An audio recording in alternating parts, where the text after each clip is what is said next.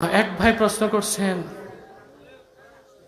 এক বক্তা তাফসিরুল কোরআন মাহফিলে কিছু শ্রোতার শোরগোলে বিরক্ত হয়ে তাফসিরুল কোরআন মাহফিলকে গরুর হাট ও মাছ বাজারের সাথে তুলনা করেছে। নওয়াজুবিল্লাহ। তো এরকম মাছ বাজারে গরুর হাটের মধ্যে কি আমি তাফসির করলে হবে? ইটস লাইক এ গরুর হাট। এটা তো মাছ বাজারের মতো হয়ে গেছে।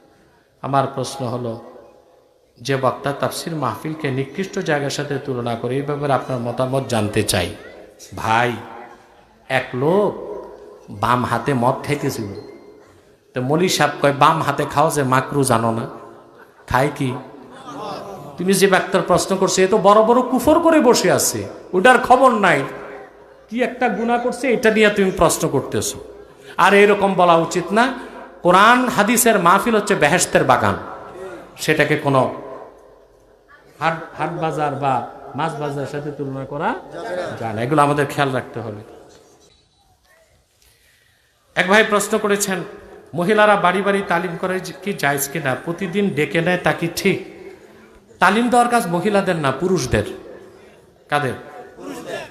মহিলারা বাড়িতেই বসবে। তবে কোনো নেককার মহিলা যদি বুজুর্গ মহিলা হয়, কিছু জানে, বাড়ির মেয়েদেরকে নিয়ে তিনি তালিম দিতে পারে।